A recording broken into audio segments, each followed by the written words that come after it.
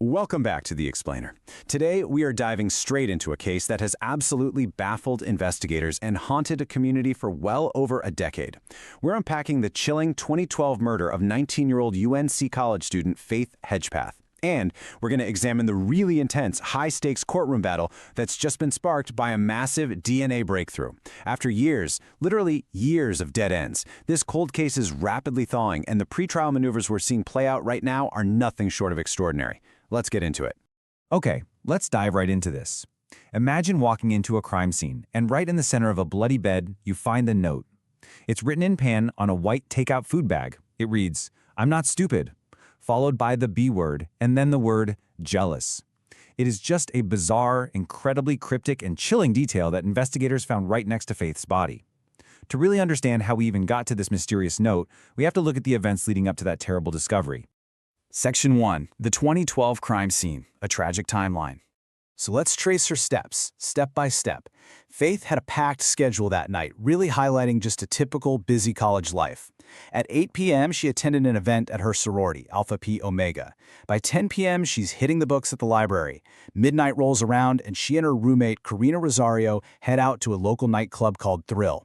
They get back to their off-campus apartment at about 3 a.m. Now, according to Karina, Faith went to sleep, and Karina actually ended up leaving the apartment again around 4:30 in the morning. It wasn't until 11 a.m. the next day that Karina, along with a friend named Marisol, came back and discovered Faith's body. So the crucial point here is what investigators actually walked into. They knew immediately they were dealing with a highly violent homicide. The autopsy revealed Faith was beaten to death with severe blunt force trauma to the head. In fact, they believe she was hit repeatedly with an empty Bacardi rum bottle, which they found right there at the scene with blood and tissue on it. Her body was left hanging off the bed completely naked from the waist down, with a used feminine product lying beside her. On top of all that, they recovered semen from the scene, so investigators knew they were looking at a brutal murder and a potential sexual assault. Section 2. Dead Ends and DNA. The Investigation. As police started digging, they looked very closely at a guy named Eric Toy Jones. Now, he had previously dated Faith's roommate, Karina, and there was a well-documented history of domestic violence there. I mean, he had literally kicked 2 doors off their frames in that apartment. Karina even had a restraining order against him. Police learned that Jones reportedly really resented Faith. Witnesses said he viewed her as a huge barrier to his relationship with Karina. He even allegedly sent text messages threatening to kill Faith. So you look at this and think clear motive, history of violence, right? But here is the hard scientific fact that completely disrupted everything. Jones willingly submitted a DNA sample, and it did not match the semen found at the crime scene. Science simply didn't align with the motive, sending investigators completely back to square one. Fast forward to 2016, the case is freezing cold. Police eventually turned to Parabon nanolabs for a really fascinating technique called phenotyping. Basically, this is a process that predicts a suspect's physical appearance directly from the DNA they left behind. The lab generated a composite sketch showing the suspect was likely a Latino male with olive skin, brown or hazel eyes, and black hair. It was a massive technological step forward for sure, but unfortunately for years, the case still remained totally unsolved. Section 3. Breakthrough Arrest. A cold case thaws. 9.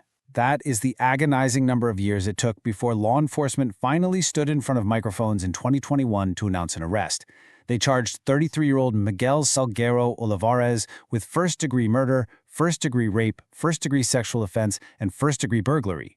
Let's move to and see how this builds, because the way they caught him is just incredible. Olivares wasn't even on the police radar at all. The breakthrough happened entirely by chance when he was pulled over for an unrelated DUI investigation. During that routine DUI processing, they obtained a swab of his DNA. By using genetic genealogy, which is how law enforcement connects suspects through family tree databases, they finally matched his sample perfectly to the semen left at the 2012 crime scene. 9 years later, a routine traffic stop solved a murder. Section 4. Evidence excluded. Pre-trial motions. You really get a sense of how desperate law enforcement was during those cold years when you look at the pretrial motions happening right now. The prosecution actually went to court recently to exclude its own prior investigative analysis. Back when they had 0 leads, police hired an evaluator named Mark Malich. His job? To analyze the linguistic choices in roommate Karina's 911 call and study things like pronoun changes in her written police statements to see if she was lying.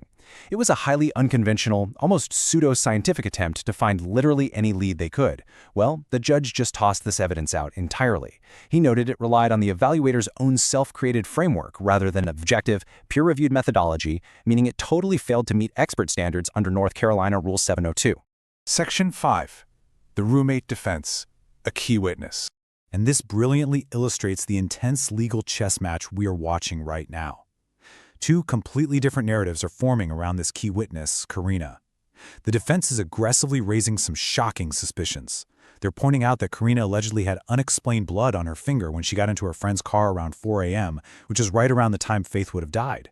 They claim a shirt Karina said she left at a friend's house was actually found partially underneath Faith's body. They also highlight a crazy coincidence. She used the exact phrase, "I'm not stupid," multiple times in police interviews. Yep, the same phrase written on that takeout bag. Plus, early police notes claim she showed absolutely no emotion at the crime scene. But meanwhile, the prosecution is pushing back hard on this. They insist Karina is a totally innocent witness who has unfairly lived under constant public scrutiny for a decade, as the internet's presumed participant. They argue she desperately needs protection from media cameras in the courtroom just to testify effectively without the glare of a world that has falsely vilified her. And we need to be perfectly clear here. Karina Rosario has never faced any charges in connection to this murder. Ultimately, the judge rejected the prosecution's request to ban cameras during Karina's testimony. The defense successfully argued that if you remove cameras for one specific witness, it sends a heavily biased message to the jury, violating the defendant's constitutional right to an open court. But it does leave us wondering, doesn't it?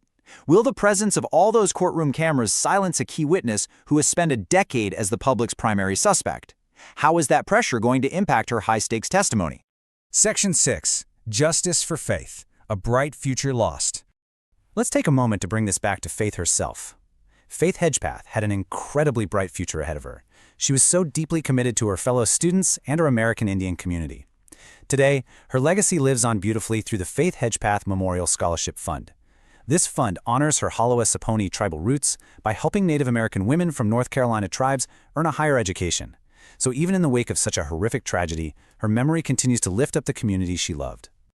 So we are left with a looming question as jury selection finally gets underway. After 14 agonizing years of dead ends, a truly shocking genetic DNA match from a random DUI stop, and aggressive defense strategies pointing the finger right back inside the apartment, will this trial finally reveal the undeniable truth of what happened to Faith Hedgepeth? We are going to be watching this courtroom battle very, very closely. Thank you so much for joining me for this explainer. If you want to keep following this case and others, make sure to hit that subscribe button for more deep dive explainers. See you next time.